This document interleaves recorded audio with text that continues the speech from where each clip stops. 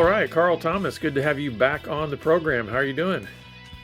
Ah man, it's was it Tuesday? So better than Monday, but not as quite as good as Friday. Yeah. So Yeah, I'm well, hey doing all man, right though. I was glad to have you back on. Last time that you were on the podcast, we were really talking about the power of community and talking about the Live Free community, and we'll be certain to share about that as we wrap up this conversation today. But I'm really excited about something that you've got coming down the pike, a new book that you've been working on, and specifically dealing with this issue of shame. And so I want us to just really dive into that today.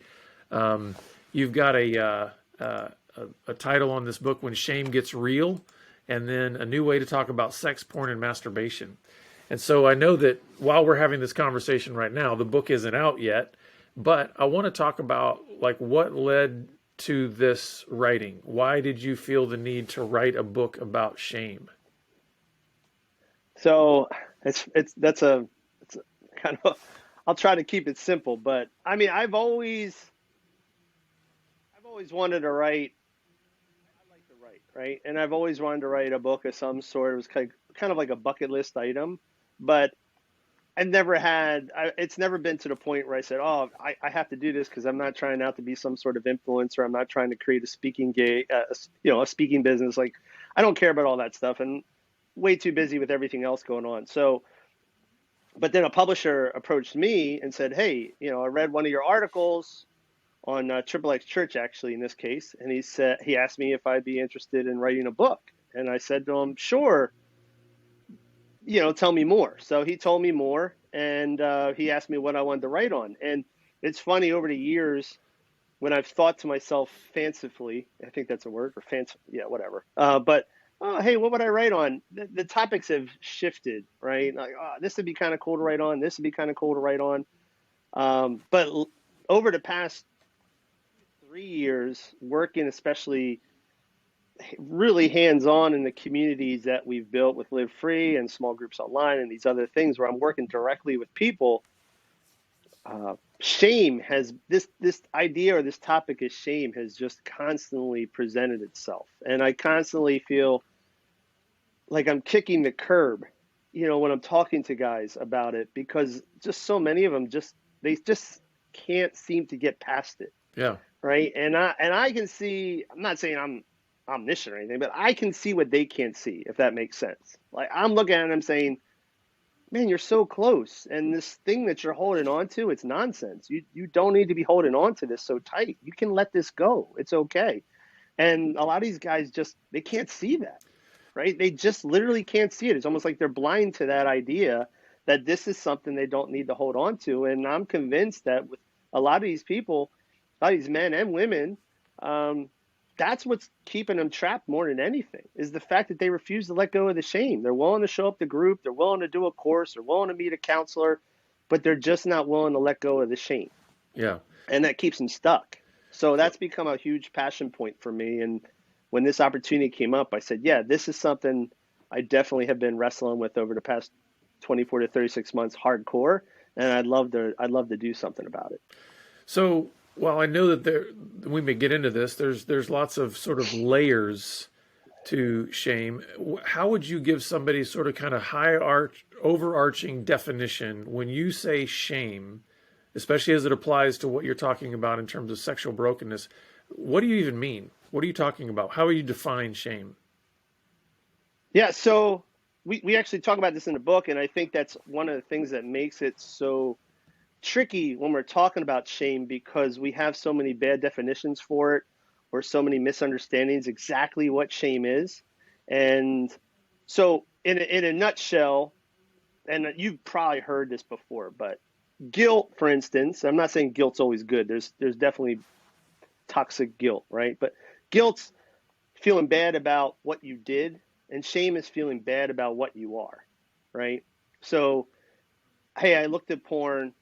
I feel bad. I looked at porn. Maybe I'm feeling convicted. That's even better than guilt, right? But Yeah. I feel guilty.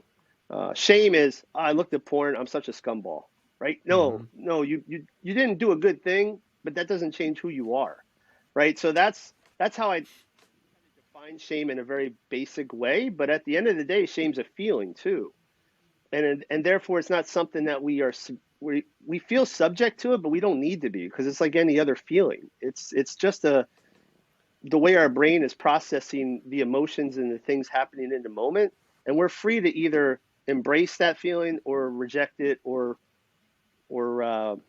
what's the word I'm looking for? Reframe it. Okay, I'm feeling this way. How should I be feeling about this situation? Where should I be going with this? I don't need to go that way. I can go this way. How would you say that you see shame perpetuate a person's behavior or addiction uh, in your work that you do? So I think that's one of the reasons why shame is so, in my opinion, dangerous. And I think that's the best word. It's why it's so dangerous, not only in recovery, but just to our culture in general, because it's this vicious cycle, right? And I know I came into not only recovery, but the recovery world ministry, right? Once I found my freedom with some of the same misconceptions that, oh, hey, I feel shame because I did this thing. And so if I stop doing this thing, I won't feel bad about who I am anymore. But then eventually you realize that that's not really the case. The shame pre-existed my bad choices. And then my bad choices reinforce the shame that I already feel about myself. And so it feeds each other, right? I feel bad about who I am.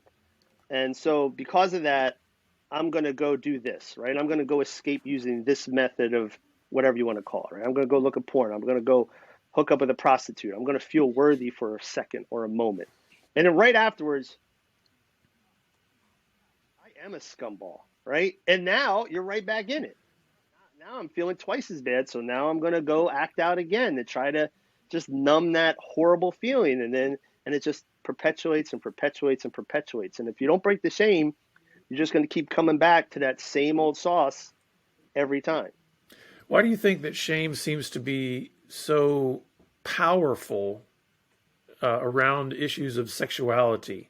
I mean, I'm not saying that we don't carry shame in other aspects, but it seems to be very, very strong when we start to deal with sexual brokenness. Why do you think that is, that shame seems to be so overwhelming around sexual issues? Yeah, well, we talk about this in the book as well, but I think at the end of the day, I mean, well, first of all, sexuality is so much more core to who we are as a person than we ever give it credit for, right? Like there's a humongous or huge, whatever word you want to put in there, an enormous component of sexuality when it comes to our spirituality. Like it's part of us. It's core to who we are. And at the same time, the problem is, especially in evangelical culture, Christian culture, and I think that's where you see it even more so than in non-Christian culture, is we've built up a lot of walls around the topics of sex and sexuality, let alone sexual quote unquote brokenness or masturbation or porn. So when we grow up in this world where we think these things are off, kind of, we shouldn't talk about them. They're kind of dirty. They're not really meant for regular conversation. These are only meant for, I'll talk to you about it in the corner one-on-one, but I don't really need to be getting this get out because it's just not meant for that type of conversation. It makes it even worse because now we're struggling with something that quite frankly drives at our most inmost, like drives at our inner being, right? It affects our just so much about who we are. And then on top of that, we have this misconception that I just can't talk about this stuff anyway because that's not cool, right? We need to be talking about things that are a little safer. Can't be talking about masturbation in a men's group. Come on, Right. that's weird, and it's not weird. It's just life, right? It's just life. I'm not saying it's a good part of life, but it's life. Yeah. And we don't seem to approach sexual topics that way, right? They get this, nope, we got to treat them a certain way with kid gloves, and unfortunately, in some cases, we don't even want to talk about them at all. Let's just pretend like it doesn't exist. So when you recognize that somebody has got some core shame issues, we might call them core shame, lies, whatever. There's a deep sense of shame in this person. Where do you want to start with them in order to try to start helping them get on a path towards freedom from the shame?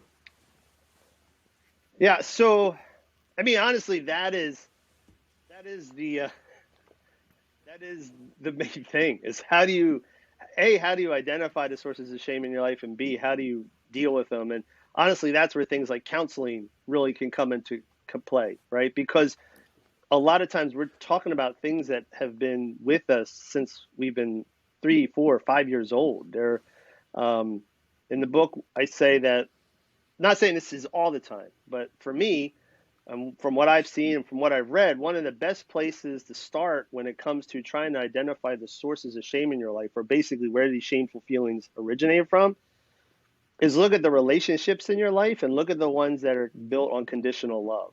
Who are the people in your life that only accept you if you fit a certain model? And that'll get you down that road where you'll start identifying some of the lies and things like that. Okay, hey, this person, might be, often it's a parent, right? This parent, my dad, he wanted me to be this person. I'm not that person, but I have to try to be that person to feel worthy of his love. And because I'm not, I'm unworthy of his love. So that makes me a bad person. Not He doesn't have the unrealistic expectations on me. It's me. I can't meet him. So I'm a terrible person, right? So that's where you start. But then, like I said, to actually address that stuff, a lot of times it's going to come down to really good counseling, unless you're a very, very self-aware and introspective person. I'm not saying you need a counselor, but a lot of times a counselor is going to kind of speed up that process of working through all those barriers. Yeah, and once you start identifying some of those specific lies and start addressing them, what does kind of the ongoing journey look like, especially as it revolves around community? Because it's one thing, I think we can sometimes go on a journey and see some things individually, like, hey, I read a book or I read something, and all of a sudden some things pop open, or I open my Bible and some things may pop open that I have at least an ability to identify. But we're talking about shifting the way we live, right? Not Mm-hmm. merely, oh yeah, now I know that's a lie or that's a problem. It's like, well, now how do I break free from it? What does it look like in an ongoing way after there's been some of these lies identified? How do you maybe coach guys? How do you encourage guys in community to then work with one another? What kind of accountability do you think is necessary for guys to keep living in the freedom rather than just keep reverting back to the old shame lies? Yeah, I think a lot of it comes down to awareness. And I'm not going to get into all the science with vagal tone and all these other things, but a lot of it comes down to awareness, is being aware of the fact that you're having this feeling, and then what are you going to do with it, right? Because when we were coming up with the title for the book, the one thing I wasn't going to write is a proof positive way to eliminate all the shame in your life, like, because that's impossible. You're always going to have feelings of shame well up. It Yeah. happens. It happens to me all the time. The difference is, what do you do with it, right? Do you let it drive you down? Do you let it squish you? Do you run to whatever you run to just ignore those feelings? Or are you self-aware enough to realize, okay, hey, I'm having this feeling. Where is this coming from? This isn't healthy. This isn't even accurate. This is just the way I'm interpreting it. So I'm going to choose a better path. And I think where community comes into play, there's a lot of ways community comes into play, but um, I've told people this with Live Free. I said, I consider Live Free training wheels for real life, right? Guys, going into your church and saying, hey, I struggle with unwanted sexual behavior, I need some help, is going to be very scary and, quite frankly, unrealistic that most guys would be willing to do that, right? At least right off the bat. Mm-hmm. But if you can kind of get the training wheels under you, right? Hey, I'm in a community with other men that all deal with this. There's no need for me to feel embarrassed about this. And they get into the habit of saying, okay, hey, I can talk about this, and I see that I'm not going to be rejected, and I see that there's an acceptance here and there's a grace here. And that eventually, hopefully, it starts to set in that, oh, hey, you know what? Maybe this isn't as scary as I make it out to be. Maybe acceptance and grace is the way it's supposed to be, not rejection and embarrassment, right? Yeah. And so, so that's why I think community is so important. But again, community also comes into play with a lot of the brain science stuff, right? Building up those emotional helping your emotional wellness and overall emotional health and your awareness levels again. So there's just multiple ways that community kind of plays into that. Yeah, let's talk a little bit more about that because what have you seen the difference be between a guy who sort of tries to quote unquote manage or solve this shame issue on his own versus a guy who's willing to get into community to really deal with his shame issue? Well, you know, I can't say this 100% obviously because I don't know everybody out there, but I've never, in my experience, and I've worked with a lot of men, I've never met a person in my life or a man in my life who I would say is absolutely free of this, quote unquote free, who's not, who hasn't addressed some of the shame issues in his life. And that's, for me, that's the difference between sober and free, right? There's guys out there who might do this solo and maybe they figure out some good life hacks and they do a course and they, okay, hey, I don't need to look at porn anymore. But 6 years, 7 years down the road, hey, how's pornography? Is that a struggle with you? No, it's not a struggle. I have my accountability software. I have my steps. I have my things. I know how to manage it. But for him, it's still a struggle to go to because he's still feeling that push, right, from the shame he's still dealing with. He just has good coping mechanisms Yeah. versus the person who's done this with other people, who's opened up, who understands what the importance of transparency and accountability and all that stuff. And those guys, 9 times out of 10, the ones that are really on the other side of recovery, like they're experiencing freedom more than sobriety. It's, hey, Yeah. I don't look at that stuff. And I also don't feel the need to look at that stuff as much anymore. Why don't they feel the need to look at that stuff? Well, by and large, because they've already addressed a lot of those shameful reasons that have pushed them to those unwanted sexual behaviors in the first place. So let's talk. You mentioned freedom a couple of times. Let's talk about if somebody were to ask you, how would you describe what the opposite of shame looks like in a man's life? How would you try to describe that? Because I think that's sometimes what people do when they come into recovery, right? They've got their behaviors, they've got this thing, and they've got some kind of expectation of what does the opposite of how I'm living look like? Can you apply that to shame? How would you say, what's the opposite of shame in a person's life? Yeah, I mentioned this, I think, in one of the chapters later in the book, but best place to start is honestly just dealing with your identity, right? A guy who's dealing with shame, his identity is normally going to be jacked up on some level, right? He's attaching his identity to some third party or some external measure, right? Hey, I'm valuable if I do this. I'm lovable if I look like this, and it's all these, again, external things. So if this is not in sync, then I'm no longer lovable. If this isn't lined up, then I'm no longer valuable, right? Whereas a guy who has addressed a lot of the shame, and again, like I said, you're still going to have those feelings, but knows how to work through them. They understand that, hey, my value isn't tied to this external measure, right? It's not tied to whether somebody approves of me or doesn't approve of me. It doesn't change who I am. So therefore, yeah, I can talk about my past struggles because if you don't approve of it, that's your problem. It's not a problem for me at all, right? Because I know who I am. I know my identity. I know my value. It doesn't matter what you think. So I can talk about it, Yeah. And I think that's really, it's I would say that's the best place to look at is, hey, what is your sense of identity? And I would say a guy who's dealing with a lot of shame, his sense of identity is fluctuating, right? It's temperamental. A guy who's not dealing with shame, his identity is much more solid and grounded because it's not tied to these third party or external measures.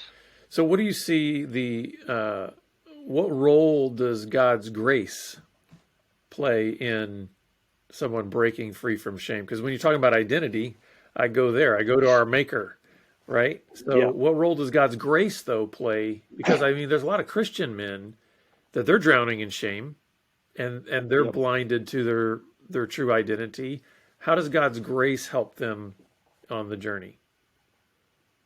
Yeah, and I mean, I think that's obviously probably one of the number one things. And I think one of the reasons that we have so much misunderstanding even about the grace topic is because we don't understand how God views us to begin with, right? If we understood that our identity in Christ is not tied to our performance, then the grace thing makes a lot more sense, Mm-hmm. right? Because it's, hey, it's what Jesus did, and I love you for who you are no matter what, right? So it's still crazy that, that grace is counterintuitive to begin with, Right. right? But at least it kind of makes sense. Okay, hey, it doesn't matter, my value, how you view me, how you love me, it's not tied to how I perform, so I can understand how you can maybe forgive me and still love me the same way.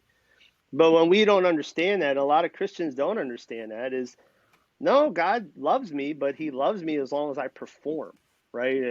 I stick rules or whatever, what have I accomplished in my life? And so it makes that counterintuitive concept even not just counterintuitive, but confusing. How can you show me grace and love me for who I am if at the same time I need to do certain things to get that loving? That doesn't make any sense. So grace is huge, Yeah. but again, if we don't understand, there's a lot of people out there that don't even understand what grace means. Mm-hmm. I mean, I've heard so many bad theologies on grace, it's not even funny. But if you understand who you are in Jesus, and then you understand how grace plays in all that, yeah, then it makes perfect sense, and you can move forward. How would you, one of the things that's always having to be addressed in a recovery environment is the issue of relapses, right? And a lot of times Yeah. we think of relapses only in relationship to whatever the presenting behavior was that brought a person into a recovery environment, right? What about shame, though? Can a man have relapses in their battle with shame, and how do they need to be addressed that may be parallel to how you would address behavioral battles, or are there some differences to how a guy needs to deal with the shame relapses in his life? Yeah, I mean, I would say you could have that's an interesting way to phrase it. I've never thought of phrasing it that way, but yeah, I think you could have a shame relapse for sure. Because again, these shame moments are going to present themselves to you on a daily basis, right? I mean, again, they're tying into things that have been woven into you from sometimes when you were 3 or 4 years old. So they shame moments present themselves to me on a daily basis in some regards, right? Hmm. Oh, hey, what happens if I don't get this done today? Does that change who I am? Well, no, it doesn't, right? Um, but yeah, sometimes we can get into a bad season, I think, where we start believing the lies and start feeling like a loser, and we start internalizing that stuff. And again, that's where community and that's where relationships come into play. Because when you have other people in your life who love you and you're having this transparent conversation with them, they're going to be able to call you out and say, hey, man, listen. And I don't mean call you out as in, hey, I'm scolding you, but Right. Yeah. hey, man, dude, do you hear what you're saying? Like, that's crazy. Like, there's nothing about what you said makes any sense. None of this changes anything. Yeah, sure, maybe your business is floundering right now. That's got nothing to do with you. That's the economy, or that's this, or that's that. It doesn't change who you are. You're still the same person. And I have this conversation with guys when they have a porn relapse. Oh, man, I had such a good streak going 2 years, and I just looked at porn the other day, and I feel like I'm starting all over. And I got to correct them and say, okay, if you're counting days, yes, you're starting all over, but no, you're not starting all over. Your slip up or your mishap today doesn't change anything about the past 2 years. Those past 2 years are those past 2 years. Nothing changes, right? It Hmm. only matters what happened now. And what happened now is, yeah, you messed up, but you owned it, you processed it. Let's move on. Forget about it. Well, and how important do you think it is? Because a lot of recovery is you're learning a whole new way to live, right? So, how Yeah. important is it to have a learning posture towards shame rather than kind of a fatalistic mindset towards shame? In other words, what can a guy actually learn about himself by sort of studying his shame? Uh, well, again, yeah, we're talking about identity and conditional love and things like this, when he starts examining some of where these feelings are coming from, and some of these formative experiences, he can learn what we should all know is, hey, no, this is who you are. This is what you've built up in your mind about you is entirely wrong. Like that's not who you are. You think that's you, but that's not you, right? These people might have said, people in your past might have said, hey, this is you, but that's not you, right? They might have said, this is what makes you valuable, but that's not what makes you valuable. And so as you learn, and again, you build up a stronger sense of identity, it's going to enable you to walk into some of these moments where now you can address it. I've told guys before, I said, hey, you know what you're feeling, but you also know the truth. And truth is an amazing thing, Mm-hmm. right? So you know the truth. I know how you're feeling and it feels awful, but you know the truth. So now it's your choice. Are you just going to go with what you're feeling, or are you going to go with what you know is true? Yeah. In the book I talk about, it's funny because I poke fun of it, but I talk about this idea of acting as if, right? Or fake it till you make it. And it sounds awful. Like, I don't really mean fake it, but it's this, hey, I know how I feel right now in the moment. I also know that that is a lie. I know the truth. So rather than choosing to walk in the lie, I'm going to walk in the truth I know, even though right now it feels awful. Like I'm not buying this at all emotionally, Yeah. right? But I know it's true. So I'm just going to do it. And because I know it's going to go somewhere positive, and I know this is going to go somewhere negative. And sometimes you just gotta bite down and act as if, and eventually it levels out. And one of the images that I like to use in that, because I've got a long sports history, is I mean, now my sport is golf. It used to be basketball when I was young, but is the same thing. Like, listen, if there's something fundamentally flawed in your golf swing, and you go to an instructor and they're going to have to change the rotation and change your swing, that's going to feel very awkward at first. It doesn't feel natural. You want to go back to whatever your old, slice producing swing was.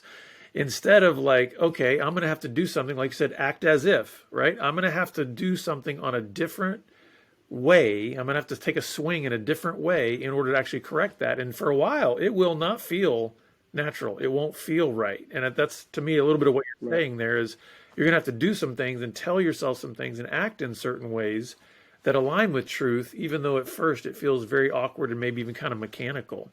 Now, we've got a few more minutes left, I wanted to ask if there was anything else that you really wanted to highlight about some things that you put in the book, and then also just tell folks about Live Free and how they can get connected with what you're doing, and eventually where they might even be able to grab the book. Yeah. Okay. So y- again, I wrote the book with the guys that the men and I guess on some level women I've worked with in the past. Like I wrote that with them in mind, right? That book is for those people because I think it's so applicable, right? It's so needed. But I had a friend of mine kind of read the manuscript. They said, sex or no sex, this works on multiple levels. It's not just about sexual shame. And I said, yeah, absolutely. Like it's good to deal with shame no matter what, Yeah. right? Whether it's body shame or any sort of other shame, all the concepts we talk about still work. It's just I'm talking about it in a very sexual focused way. But the thing is, all this starts at a very young age, and it's more than just individual. It's almost systematic, right? And that's the thing. It's okay. Hey, this is something parents need to dive into, right? Hmm. How do I start breaking down these barriers of shame with my kids about these topics at an early age? My son, sometimes it gets him in trouble with us, right?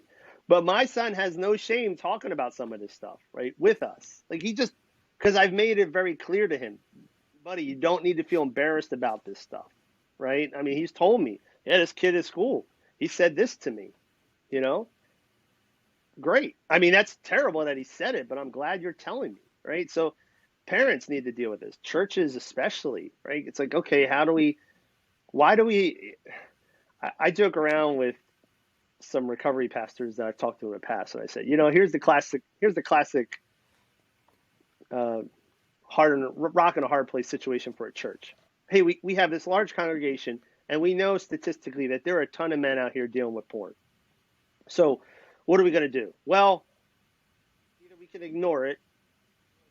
Okay, hey, you get this one passionate guy that's willing to lead the charge, right? So he works his tail off. He sets up a weekly recovery group. He gets the messaging out, blah, blah, blah. Here comes the big night for our first recovery meeting, and 2 dudes show up, and it's because you're serving free donuts. Right. And it's, well, what happened? I mean, you did all the work, and then nothing happens. And so they shut down the program because the guys in the church don't feel free enough to go out to that Tuesday night group because they don't want to be the porn guy. Everybody knows who goes to that group on Tuesday night. It's the masturbators, right? So I don't want to be seen as that guy. So I'm not. Church is the last place I'm going on a Tuesday night. And so that says something, whether it's like intentional, which I would say in most cases it's not, or completely unintentional, which I would say it is. That is reflective of the culture, right? Yeah. Church culture needs to shift when it comes to these things. Again, we got to start. We have no problem.